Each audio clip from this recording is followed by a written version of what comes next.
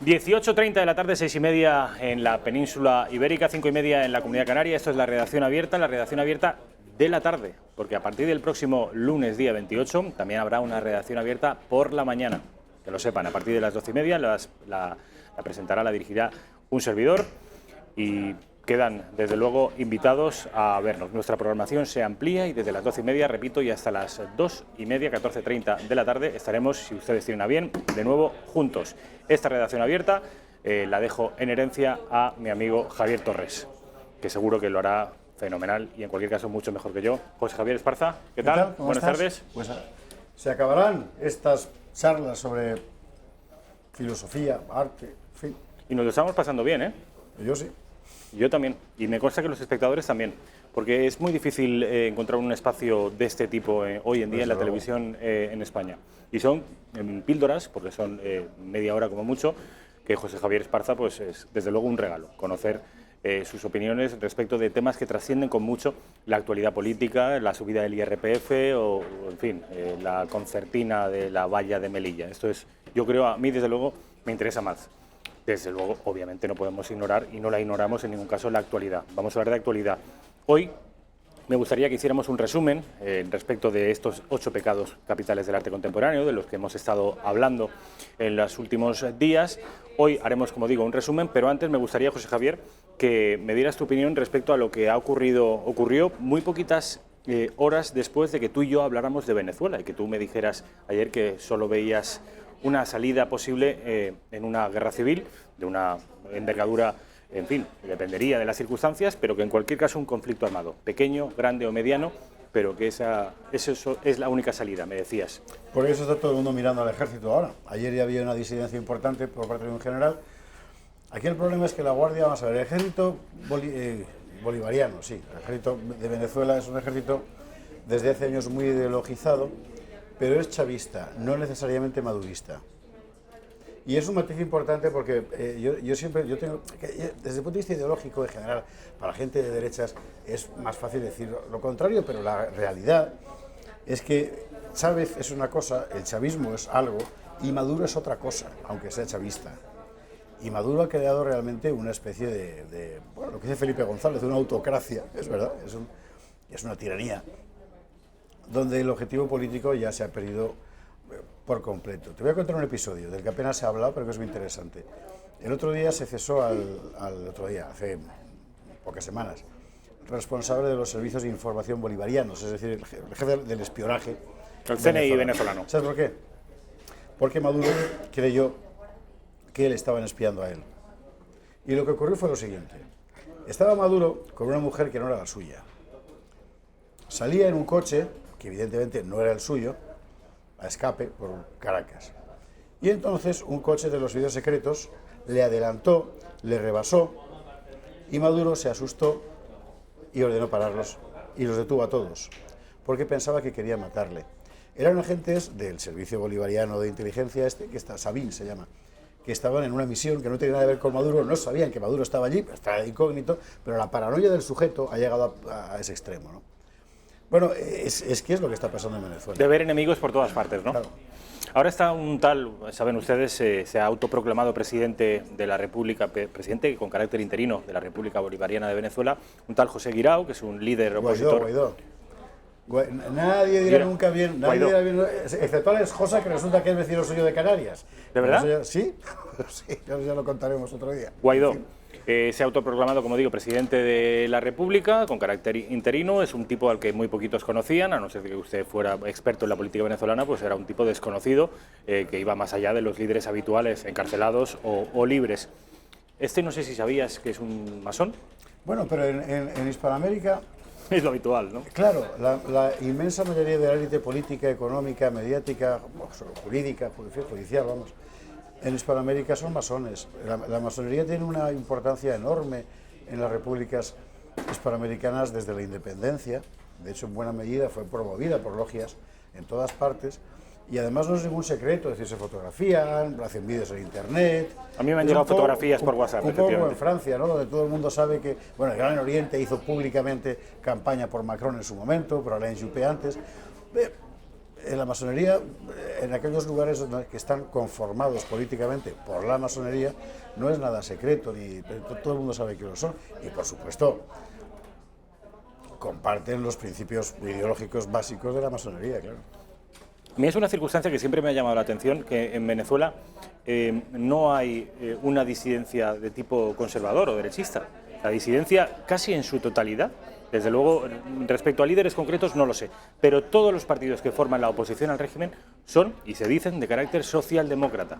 Sí. No hay derecha en Venezuela, cosa que, por ejemplo, en la vecina Colombia gana siempre la derecha. Pues en Venezuela no hay derecha. Sí, bueno, tiene que ver fundamentalmente, la hubo, pero tiene que ver fundamentalmente con la estructura social del país y con el hecho de que la derecha en Venezuela fuera social cristiana, como se llamaban ellos, de los tiempos de Caldera y compañía, ¿no? Es decir, no había una democracia cristiana, había un partido social cristiano, que, bueno, de ahí a ser socialdemócrata realmente el paso es bastante corto, en la definición. Y tiene bastante que ver con la realidad social, porque objetivamente Colombia es un país más integrado, aunque tiene enormes problemas sociales, mucho más integrado que Venezuela, donde es verdad que la fosa entre, digamos, la Venezuela rica y la Venezuela pobre era muy grande. Es gigantesca. Bueno, hoy ya no hay fosa, todos son pobres por igual.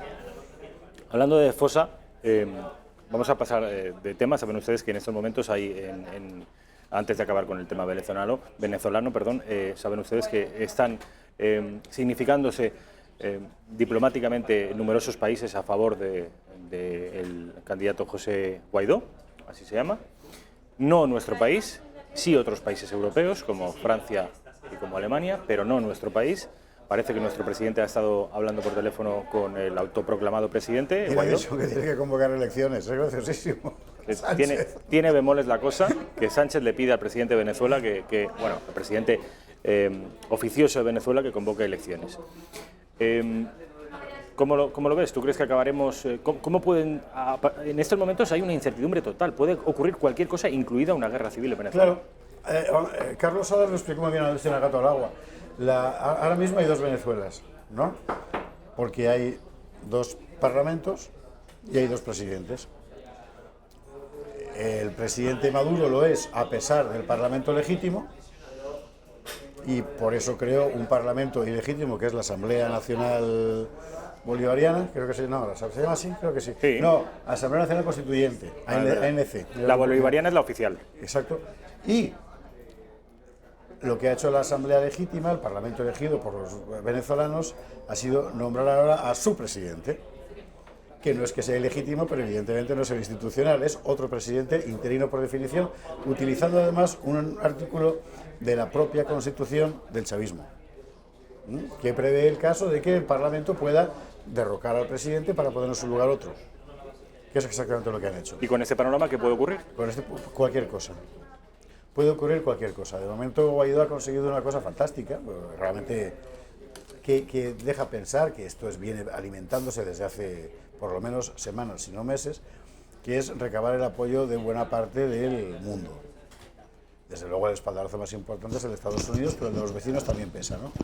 Mientras que el régimen está roto, porque la oposición entre Diosdado Cabello, que es el número 2 del régimen y por así decir el listo, para entendernos, y Maduro y su corte de sátrapa es cada vez más fuerte. Claro, el duro es Diosdado Cabello, y Diosdado Cabello es me perdonará usted la expresión, es un asesino sin escrúpulos. Entonces, realmente el desenlace es complejo. Puede ser que Diosdado Cabello aproveche y se escape y deje a Maduro solo, en cuyo caso Maduro caería. Puede ser que Diosdado Cabello se quite del medio a Maduro y diga, ahora voy a mandar yo, y reprima a la oposición violentamente, en cuyo caso podemos prepararnos para un baño de sangre.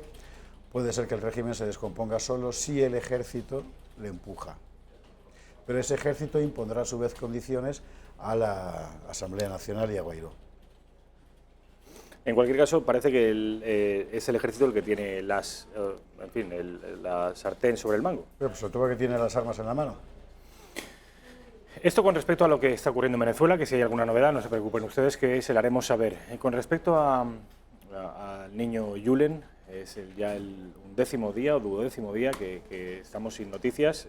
¿Tú tienes alguna teoría al respecto? Porque yo he puesto un Twitter esta mañana y me han puesto a caer de un ¿Y tú qué burro. decías? Pero nunca me habían puesto, como me han puesto esta mañana, de chupa de Domine, como diría mi madre. Ponía que me llamaba la atención, desde mi ignorancia técnica absoluta, yo soy una persona de letras, y la pregunta que lanzaba era sincera, que alguien me explicara cómo era posible que un pocero rural, hace unos meses, hubiera sido capaz de perforar 100 metros de pozo sin problema, y hoy técnicos perforar 100 metros de sustrato, de roca, de tierra, de todos los problemas que hoy se están encontrando un ejército de técnicos que son incapaces en casi 2 semanas de llegar al fondo que llegó el anterior. Bueno, ahí yo como yo soy de campo sí que te puedo dar una explicación. A ver. Vamos a ver, perforar un pozo de un diámetro de 25 centímetros, así, ahí, más o menos, en línea recta, sin nada alrededor, es relativamente fácil, hay máquinas que lo hacen. Y en cualquier finca de la sierra hay que pedir permiso ahora por aquello de las aguas subterráneas, pero bueno, vas, le haces un pozo y andando. Cuando tienes que hacer un pozo paralelo a otro, el riesgo de que todo se caiga es grande. Porque la tierra que tú mueves en tu perforación puede afectar en algún momento de que en el terreno esté blando al pozo paralelo y entonces cegarlo. De tal manera que has de hacer una estructura lo suficientemente, digamos, con la suficiente delicadeza y precisión como para no afectar al pozo paralelo. Por eso intentaron primero hacer uno transversal, porque era mucho más sencillo y se caían. Pues pararon, porque lo que ocurra a partir de ahí, el movimiento de la tierra es imprevisible y puede sepultar al otro. Así que en ese sentido tiene lógica, que tardes mucho más en hacerlo. Además has de preparar un pozo evidentemente más ancho para que entren hombres y entre material, entre utillaje y esa especie de galería que se quería poner y que se acaba de construir para llegar donde se supone que está el niño. A mí, me he dicho que qué teoría tengo yo no tengo ninguna teoría, pero a mí la verdad es que se supone, dices, que está el niño. Sí, de que el niño esté dentro. En fin, en El gato al agua expliqué el otro día un técnico en Georradar que para él el niño no podía estar ahí, porque le resultaba inconcebible que un niño de 2 años, con su abrigo, sus zapatillas, no sé qué, hubiera entrado por un agujero de 25 centímetros de diámetro, en línea vertical perfecta, como los saltadores de trampolín cuando se lanzan sobre el agua, sin rozar, chocar, atascarse en ningún lado, y más tratándose además de una estructura de pozo no encamisada, no regular, sus sino rugosidades de terreno y tal, ¿no? Con reces que salen y esas cosas. Y tiene lógica. Podrá a usted parecerle o no de sentido común, pero lógica desde luego tiene. Ahora, cualquier cosa puede haber ocurrido y es verdad que todos los testigos dicen que el niño cayó por ahí. Bueno, pues esperemos que lo encuentren. Ciertamente las posibilidades de que esté con vida a estas alturas, si realmente está allí, son muy remotas, ¿no? Dios quiera que te equivoques, José Javier. Vamos a ver unos decos que he preparado, Raquel, a ver si podemos verlo. Exactamente eso, ojalá. Ojalá, Dios quiera, sí. Dios lo quiera. Los 8 pecados del arte contemporáneo. Además, un resumen que he preparado que yo creo que es muy interesante, basándome, obviamente, en el libro de José Javier Esparza, que están numerados y vamos de manera más o menos somera, José Javier, a ir uno por uno. Raquel, ¿tenemos esas imágenes? Venga. Bueno, este es el Kandinsky, del que hablamos ya ayer, y esos son los primeros 4 pecados que, a tu juicio, tiene el arte contemporáneo. Exactamente, sí. Búsqueda obsesiva de la novedad, de esto hemos hablado. Hemos hablado largamente, es un arte que se define por buscar ante todo algo nuevo, no algo ni bello, ni impactante, ni grandioso, ni majestuoso, ni sublime, sino fundamentalmente algo nuevo. La novedad como valor, cosa que hasta ahora eso no operaba así. La novedad en sí misma no era ningún valor, era, en fin, podía sumar o restar, pero no era en sí mismo un valor. Punto número 2, desaparición de significados inteligibles. Es decir, que el espectador lo entienda, eso ya no importa nada. Quiero decir, Velázquez componía Las Meninas para que la gente que pasaba por allí, es un cuadro, por cierto, lleno de secretos, es un cuadro fascinante, pero todo el que pasaba veía lo que había. Ya no le digo el Cristo de Velázquez, que de hecho sigue siendo, si no me equivoco, la versión de Dalí sobre el Cristo de Velázquez, que sigue siendo, si no me equivoco, la estampa más vendida entre todo el mundo, ¿no? Bueno, ese que está con un plano cenital, ¿no? Sí, exactamente, con un escorzo. Bueno, en el arte contemporáneo eso ya no cuenta, el hecho de que el espectador entienda lo que la obra de arte quiere decir. Si hay que explicárselo, mejor. porque así digamos que viste más la obra. Por tanto, lo inteligible, la inteligibilidad como perdón, elemento definitorio del arte desaparece. Punto número 3, transversalidad de los soportes. Cualquier cosa puede ser arte, es decir, ya no solo las extravagancias mayores que hemos visto, como la lata de excrementos de Manzini, sino que cualquier objeto se supone que es capaz de reproducir arte, chatarra, latas de sardinas, plátanos, lo que sea. Lo vimos ayer también, lo de los plátanos, cualquier cosa, pero vamos, transversalidad de los soportes, no sé si tiene que ver también con el arte povera que decíamos también, ayer. efectivamente, eso es un ejemplo. Hay otros, ¿eh? Hay gente que, por ejemplo, hace Barceló, cerámicas, ¿no? Adosadas en lienzos, en pared, etcétera. Punto número 4 tiene que ver con la tendencia de este arte contemporáneo a lo efímero. Eso es. Y es muy interesante porque el artista clásico crea para siempre, con una vocación de eternidad. De hecho, cuando uno crea, los músicos, los novelistas, en fin, tu ambición es ser un clásico, es decir, que todo el mundo te entienda siempre por los siglos de los siglos. Trascender. Es la ambición prometeica, desmesurada, sí es verdad, de todo, trascender, efectivamente, de todo artista. El artista contemporáneo no. Es decir, él con frecuencia crea para el momento. Aquello que decía en el Fausto de Goethe, decirle al segundo que pasa, detente, eres tan bello. Bueno, es un poco eso, ¿no? Lo cual significa, cuando entras en el circuito del mercado, que en realidad creas para la exposición siguiente, para el arco que viene, ¿no? Y ya se acabó. Y de hecho eso influye mucho en los soportes que eliges. Si tú empiezas a meter en tu composición tubos de neón, bolsas de macarrones, etcétera, es evidente que no estás no estás creando para siempre, ¿no? Y entonces, ¿y esto cómo compagina con la vocación comercial de todo arte? ¿Cómo se venden este tipo de obras si son efímeras? Pero se vende precisamente por lo impactante que tiene, ¿no? Lo efímero. Es un rasgo característico además del mundo moderno. Hay un libro de Paul Virilio sobre la velocidad como rasgo característico de la modernidad, y él lo pone en relación con las hélices de los aviones, por ejemplo. Realmente hoy todos, sobre todo algunos, vivimos a una velocidad completamente desmesurada, que cualquier persona de hace solo 50 años se quedaría pasmada, ¿no?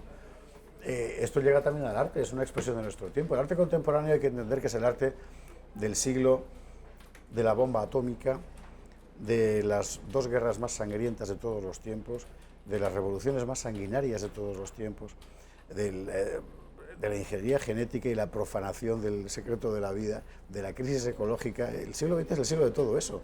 Le corresponde un arte que tenga ese espíritu, ¿eh? Vamos con el quinto de los pecados del arte contemporáneo, que lo tenemos, el quinto, sexto, séptimo y octavo los tenemos en otro deco. Raquel, a ver si podemos. Bueno, ahí tienen ustedes a Barceló. Barceló con su famosa bóveda, sí. Vocación nihilista. Explícanos, José Javier. La vocación nihilista significa que dentro del mundo ideológico del artista, con mucha frecuencia lo que se encuentra es la obsesión, ya no solo por crear algo nuevo, sino por romper todo lo precedente. De tal forma que cualquier provocación cabe. Y si es una provocación mostrar un desnudo que sea obsceno en lugar de bello, se va a eso. Si entra dentro de la provocación el poder crear pues, unas latas con excremento del artista, se va a ello. Y se va a ir siempre porque desde el punto de vista ideológico al arte se le ha atribuido esa vocación de construir un mundo que se construye sobre la nada pensando que la nada en sí misma, el nihil es nada en latín, que la nada en sí misma es capaz de expresar la universalidad mejor que el algo, mejor que el ser, mejor que lo identitario, ¿no? Esto por eso lo engarzábamos con la globalización, con el mundialismo, que es el arte que representa, o que mejor representa este movimiento al que asistimos. Y está vinculado con el otro punto que veíamos, el de la subversión, porque digamos que es la parte política de este planteamiento, ¿no? Es decir, tú te presentas siempre como un revolucionario. Hombre, claro, la desdicha llega cuando al final lo revolucionario se convierte en objeto de consumo, como esa gente que hace negocios vendiendo camisetas del Che Guevara, que es un poco lo mismo, ¿no? Es decir, conviertes un objeto revolucionario, lo conviertes en objeto de consumo, que el mismo mundo reaccionario al que estás criticando, de capitalista y tal, lo engordas con tus productos supuestamente revolucionarios. Es una revolución full. Punto número 6. Tiene que ver con la subversión, a la que ya aludías. Punto 7, la sintonía con un poder concebido como subversión. Este tipo de arte se corresponde con un poder que se enmascara tras el discurso del cambio permanente, de la continua mutación como ceremonia del progreso. Eso es la subversión, efectivamente, que es lo que acabamos de explicar de él. Estás vendiendo revolución y en realidad lo que estás haciendo es mercado con la revolución, ¿no? Pero alguien podría pensar que si es el arte de las élites, del mundialismo, del globalismo, en realidad de los que manejan los hilos, no puede ser un arte subversivo. Sí, porque es subversivo respecto a los contenidos culturales tradicionales. Es que el mundo moderno no está gobernado por gente intelectualmente conservadora. Está gobernado por un Macron, por ejemplo, ¿no? Es el perfecto, yo creo que es el tipo absoluto, un Soros. Son gente en cuyo mundo mental lo bueno es romper lo más posible con las estructuras del pasado. Ultraliberal en lo económico. Sí. Y ultraprogresista en lo moral. Progresista en lo moral, en lo social y en todo, y sobre todo en lo cultural, alérgicos a cualquier tipo de identidad tradicional, a cualquier tipo de pasado, y están en el poder. Entonces, el nuevo conservadurismo es ya no axiológico, es decir, correspondiente a valores, principios, etcétera, eternos o inmutables, sino que es un conservadurismo puramente instrumental de poder que concierne a unas clases privilegiadas cuya ideología no es conservadora en absoluto. Están, y hemos hablado durante estos días, floreciendo en diferentes lugares de Europa y del resto del mundo. Hemos tenido al presidente de Brasil recientemente, a Trump desde hace 2 años, justo 2 años en Estados Unidos. En Europa tenemos diferentes partidos políticos que representan una respuesta a ese mundo sin identidad. Reivindican las soberanías y las identidades nacionales. Y yo tengo para mí que la principal resistencia que se encuentran esos movimientos identitarios es el temor a que un florecimiento de las identidades desemboque en una guerra. Las identidades nos dan miedo, los nacionalismos nos dan miedo. Lo que pasa Entonces es mejor diluirlos en una sopa global y nos garantizamos que no haya conflictos nunca más. Es un argumento lleno de sentido, si no fuera porque el hecho de que se construyan nuevos núcleos de poder en torno a cosas que ya no son la identidad no ha traído necesariamente un mundo más pacificado. No ha habido guerras internas en Europa, pero en el resto del mundo sí. Porque el resto del mundo sigue atendiendo a los criterios de Estado-Nación. Sí, criterios la guerra de Biafra, económicos, la guerra del Sudán, lo que estamos viendo en la República Centroafricana. La identidad es un elemento. La caja de Pandora es Europa, objetivo. José Javier. La caja de Pandora, sí, claro. de donde nacen las 2 guerras mundiales a las que te referías antes, las más sangrientas de la historia de la humanidad, es en Europa. Y si en tanto que diluimos las identidades nacionales europeas en una instancia superior, en fin, ajena a toda identidad nacional y tradición, nos garantizamos un futuro en paz y convivencia. No nos lo garantizamos, porque fuera hay otros. Y además, reducir a las identidades culturales las causas de las guerras que hemos vivido en los últimos, desde 1800, desde guerras napoleónicas, en fin, me parece que es un poco aventurado. La Primera Guerra Mundial no estalla por razones identitarias, estalla por razones estrictamente económicas. No por razones la más destructiva sí que es una consecuencia directa de... La Segunda Guerra Mundial estalla como consecuencia de la Primera. Y la primera está cebando un nacionalismo alemán romántico que cabalga... ¿La Primera Guerra Mundial? No, la Segunda Guerra Mundial está cebada por la Primera Guerra Mundial, que claro, son las valquirias de Wagner cabalgando a galope tendido, y es el romanticismo, es Nietzsche, es el irracionalismo. Que es exactamente lo que los vencedores de la Primera Guerra Mundial habían intentado aplastar, de tal forma que el propósito de aplastar una identidad necesariamente produce una reacción histérica de esa identidad. Y es un buen ejemplo lo que pasó en Yugoslavia mucho más recientemente, por ejemplo, ¿no? O sea, las identidades existen, son parte de la contextura humana, son un hecho antropológico. No son ni buenas ni malas, pueden ser buenas o malas según su comportamiento, y por otra parte es una realidad compleja, porque decía Paul Ricoeur, hay una identidad idem, es decir, lo que nos hace idénticos a ti y a mí, y hay una identidad ipse, es decir, yo mismo, yo solo. Y en ese juego de lo que nos hace idénticos y lo que nos identifica a cada uno de nosotros, circula la identidad, que no es en absoluto, perdón por la redundancia, sino un factor complejo. Yo creo que lo natural es tenerlo en cuenta dentro de tu construcción del mundo, nacional y supranacional. pero considerar que en sí mismo es un pecado es negar una parte de la realidad. Y cualquier construcción que niega una parte de la realidad inevitablemente está llamada a hacer que esa parte de la realidad estalle. Pasa lo mismo con la naturaleza, por ejemplo. Hay un párrafo lo mejor de este espacio es que me puedo poner estupendo citando libros. De la dialéctica de la ilustración de Adorno y Horkheimer, que dice: todo intento por acabar con la coacción natural termina produciendo un incremento de la coacción natural. Es decir, tú para evitar el frío llenas el mundo de calefacciones y entonces te cargas el medio ambiente. Por ejemplo, es un ejemplo elemental, pero es así. Esto en la Escuela de Frankfurt lo dice. Eso, la dialéctica de la ilustración es un libro fantástico. Yo entiendo a todos los críticos posteriores de la Escuela de Frankfurt, sobre todo porque han ido a leer sobre todo a Marcuse, a Reich, en fin, que son gente de Althusser que desde mi punto de vista son dementes. Pero la dialéctica de la ilustración es un libro formidable. Bueno, con la identidad pasa un poco lo mismo. O sea, la realidad de la historia demuestra que todo intento por aplastar una identidad solo provoca una reacción de la identidad. Y la provoca porque es un elemento de la naturaleza humana. Entonces, no la puedes negar. Alguien diría que es una construcción cultural, que no es en absoluto... Es que la naturaleza del hombre es la cultura. Claro, ¿qué es lo que nos ha hecho humanos específicamente? No lo biológico, lo cultural.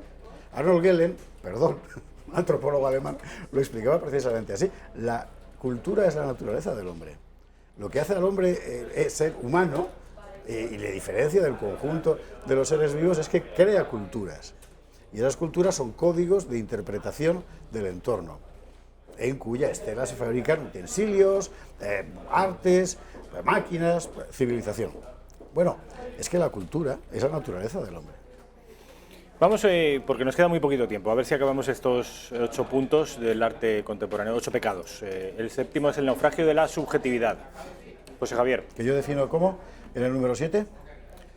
El naufragio de la subjetividad del artista. Si el artista es expresión y por tanto comunicación, hoy encontramos que el artista, sometido a una presión cada vez mayor de su subjetividad, es incapaz de hacerse entender. Y esto es algo realmente, eso vamos a ver, es un círculo vicioso, una de esas consecuencias impredecibles. Al final el camino del arte contemporáneo ha sido el de decir, vamos a ver, tú ante todo tienes que expresarte como eres. Olvídate de lo demás, de la tradición, de los maestros, de no sé qué, que sea tu subjetividad la que aflora. Bien, la subjetividad es una cosa muy compleja. Porque yo la vas a explicar, si es muy compleja la vas a explicar después de publicidad, porque ya me están azuzando desde... Sí. Publi, y enseguida vamos con esta subjetividad, que es el séptimo punto, y el octavo, una belleza entre interrogantes. Dice José Javier, obliteración absoluta de la pregunta por la belleza. Sí, señor. Es el octavo punto. Publi, y respondemos a estos dos últimos pecados. Estamos, les recuerdo, hablando sobre los 8 pecados del arte contemporáneo. Estamos acabando una suerte de resumen precipitado de este libro, que yo les recomiendo que se hagan con él, porque se puede, nos ha jodido, se puede comprar en la editorial Almuzara, los 8 pecados capitales del arte contemporáneo, y estábamos analizando el séptimo, el penúltimo, que dice así, el naufragio de la subjetividad del artista, 2 puntos, y dice José Javier Esparza, si el arte es expresión y por tanto comunicación, hoy encontramos que el artista, sometido a una presión cada vez mayor de su subjetividad, es incapaz de hacerse entender. Y esto que es muy interesante, es lo que decía, es decir, te dicen, exprésate tú mismo, tu interior, lo que tienes dentro y no cualquier otra cosa. Cuantas más referencias del pasado prescindas, mejor. Vale. El problema es que los individuos, las personas, no son átomos aislados. Se construyen porque hay otros enfrente, incluso Rafa. Entonces, yo soy yo en mi circunstancia, como decía nuestro clásico, Ortega. Si tú, a la hora de crear, prescindes de la circunstancia, prescindes del otro, prescindes del público, prescindes de la voluntad de que el otro te entienda, tu subjetividad termina flotando en el aire y no sirve para nada. Solo hay soledad. Y es muy interesante seguir las crisis psicológicas de muchos artistas contemporáneos que terminan como más Rothko saltando por la ventana.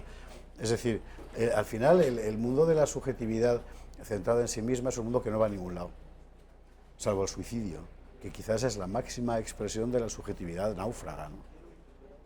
Es duro, ¿eh? Es verdad. Y es cierto que no pocos de estos hombres y mujeres están medio majaras.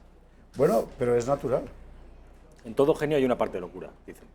Bueno, ya, pero eso tiene que ver con las sinapsis. El octavo punto, que quizás sea el más importante. Vamos a verlo, Raquel. porque yo para resumirlo, obviamente he puesto la palabra belleza entre interrogantes, pero resumido vendría a ser algo así como la obliteración absoluta de la pregunta por la belleza. Y es una cosa muy importante, porque todos los rasgos estos se pueden tolerar, más o menos y tal, en fin. Bueno, ahora bien, el hecho de que de entrada te vetes la belleza como objetivo es muy fuerte. No digo que de entrada renuncies a hacer algo bello porque estás haciendo otras cosas, pero bueno, forma parte de la libertad del artista eso, ¿no? Pero la imposición en realidad ideológica de que buscar la belleza es algo en sí mismo malo, porque es retrógrado, eso es muy fuerte. Y eso ha definido buena parte del trayecto del arte contemporáneo desde el urinario de Duchamp que veíamos el otro día. Hay que decir una cosa, esto no se puede predicar del conjunto de la gente que está creando hoy y tampoco del conjunto de la gente que está creando en la estela, digamos, de la escuela del arte, de los artes contemporáneos. Basta ir a Arco, donde encuentras cosas bellísimas realmente. Me acuerdo hace unos años que fui a un stand con lo que estaban haciendo los rusos y me quedé muy impresionado, las cosas realmente muy bellas. No, aquí estamos hablando de conceptos, ¿no?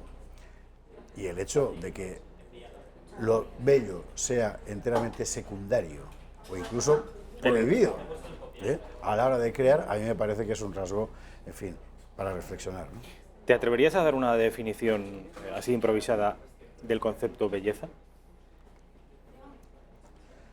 Creo que no, porque bueno, hay tantos libros sobre el asunto que no han llegado a una definición, ¿no? Canónica. Que al final te remitas a los clásicos grecolatinos o si no tienes que empezar a hacerte inevitablemente preguntas y contrapreguntas. Pero bueno, bello es todo aquello que el espectador considera estéticamente, y aquí empezamos ya con los pleonasmos, agradable, positivo, bueno, etcétera, ¿no? Mientras que lo feo es todo aquello que estéticamente consideras desagradable, nocivo, malo. Bueno, pero eso es superficial. Es un concepto enormemente, ¿perdón? Eso es un concepto muy superficial de la belleza. Pero seguramente es el único concepto al que te puedes agarrar, porque a partir de ahí entras ya en las casuísticas. Y es evidente que el concepto de belleza para el hombre que pintaba en Altamira no es el mismo que para ti. Y el concepto de belleza para el bosquimano del Kalahari no es lo mismo que para el esquimal del iglú. Y a partir de ahí cada grupo humano construye la idea de lo bello en función de sus parámetros culturales, de sus identidades. Entonces la belleza es una parte de la identidad también del concepto de lo bello.